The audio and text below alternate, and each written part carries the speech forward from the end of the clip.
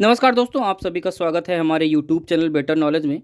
आज बहुत ही बड़ी खुशखबरी है एससी एसटी वाली छात्रों के लिए कि उनकी स्कॉलरशिप को आने को लेकर अमर उजाला ने एक न्यूज़ छापी है, जिसके बारे में आज हम लोग पूरा डिटेल से जानेंगे। आप लोग वीडियो को लास्ट तक ज़रूर देखें।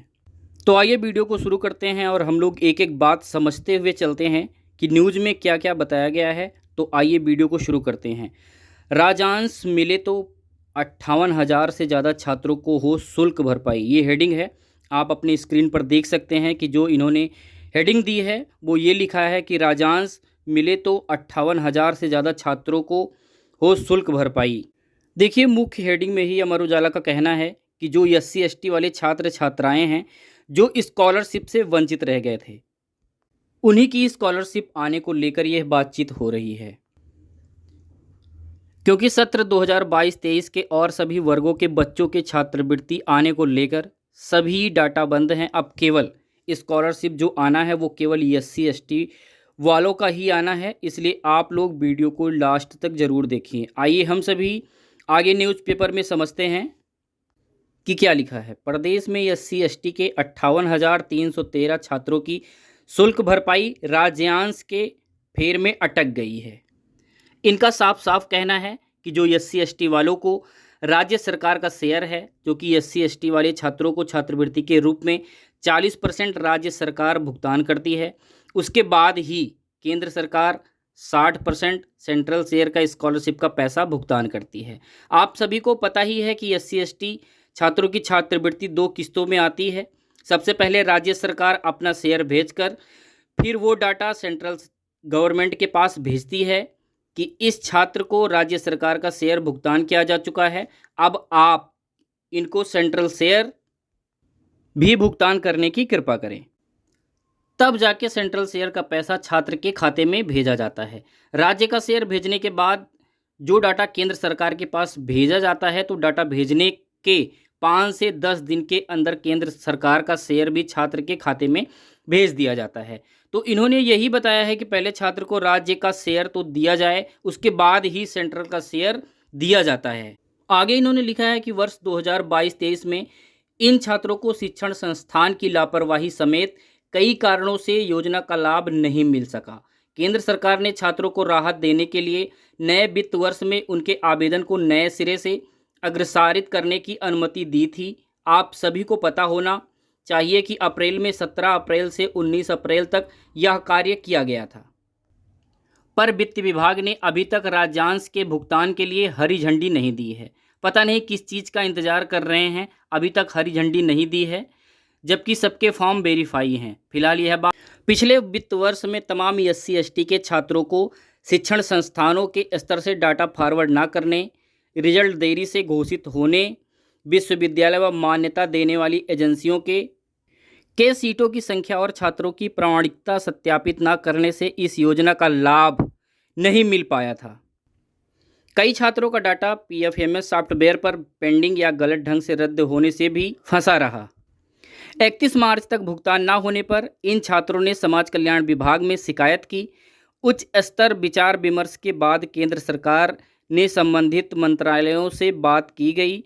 केंद्र ने नए सिरे से उनका डाटा भेजने की अनुमति मिलने पर बीते 17 से 19 अप्रैल तक ऐसे सभी विद्यार्थियों के लिए छात्रवृत्ति का पोर्टल खोला गया और कुल 58,313 छूटे पात्र छात्रों का ऑनलाइन आवेदन आगे बढ़ाया गया। तो इन्होंने लिखा है कि एससी एसटी के छात्रों का 40% भुगतान राज्य सरकार, 60% भुगतान केंद्र सरकार करती है। नियम है कि जब छात्रों के खाते में राज्यांश यानी कि राज्य का जो शेयर है वो भेजकर डाटा केंद्र सरकार के पोर्टल से साझा किया जाएगा। इन छूटे छात्रों के खाते में राज्यांश का 43 करोड़ रुपए भेजकर यह डाटा केंद्र सरकार से शेयर करने की अंतिम तिथि 15 जून तय की गई थी। आपको पता ही है कि 58,313 बच्चों का जो इन्होंने जोड़ा है वो 43 करोड़ रुपए आ रहे हैं कि 43 करोड़ रुपए भेजकर इनको जून में ही, जो इन्होंने डेट दी थी कि 12 जून तक बच्चों की जो स्कॉलरशिप है वो उनके खाते में भेज दी जाएगी। तो राज्य का जो शेयर था वो 12 जून तक उनके खातों में भेजना था, लेकिन किसी कारणवश समाज कल्याण विभाग की तरफ से ये चीज़ पैसे नहीं भेजे गए और 12 जून से फिर 15 जून को वो सारा डाटा केंद्र सरकार के पोर्टल से साझा किया जाना था, लेकिन वो उस समय रहते वो कार्य उस समय पे नहीं हुआ।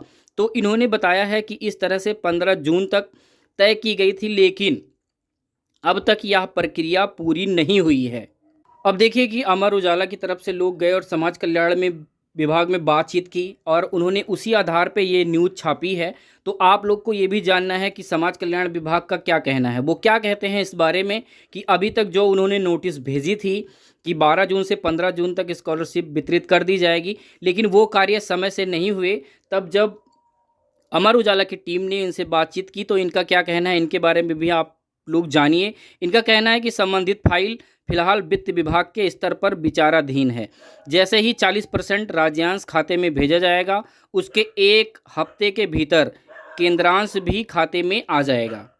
अब इनका कहना है कि वित्त विभाग में फाइल पर कार्य चल रहा है। आज 31 जुलाई है। अगर यह 7 अगस्त तक पैसा भेजते हैं जो राज्य सरकार का शेयर है, तो 15 से 20 अगस्त तक दोनों किस्त आने की संभावना है। अब ये बहुत ही खुशी की बात है कि आप लोगों के पैसे के लिए ये न्यूज़ आई है, इससे उम्मीदें बढ़ी हैं। भले ही 20 अगस्त तक पैसा आए, लेकिन पैसा आ तो जाए। आज तक तो उम्मीद भी ख़त्म सी लग रही थी कि अब पता नहीं आपका स्कॉलरशिप SC ST वाले जो बच्चे हैं जिनका फॉर्म वेरीफाई है, उनका स्कॉलरशिप आएगा कि नहीं आएगा, क्योंकि आज 31 जुलाई बीतने को है, लेकिन पैसे की कोई खबर नहीं थी। लेकिन इन्होंने समाज कल्याण विभाग से बातचीत करके ये बात यहाँ पे बताई है कि वहाँ पे जो फाइल है उनका जो वित्त विभाग है वहाँ पे विचाराधीन है। तो हम लोग उम्मीद कर सकते हैं कि अगर 7 से 10 दिन के अंदर राज्य सरकार का जो शेयर है अगर बच्चों के खाते में भेजा जाता है, तो उसके बाद ही जो केंद्र सरकार का शेयर है वो भी उनके खाते में भेजा जाएगा। क्योंकि राज्य सरकार का जो पैसा है भेजने के बाद कम से कम 5 से 10 दिन के अंदर जो केंद्र सरकार का पैसा है वो बच्चों के खाते में आता है। इसीलिए सभी को अब थोड़ा और इंतज़ार करना पड़ेगा। थोड़ा कर भी रहे हैं हम लोग, अभी तक इंतज़ार ही किया है। तो इसलिए आप लोग देख लीजिए कि 20 अगस्त के पहले पहले ही स्कॉलरशिप आने की पूरी संभावना है।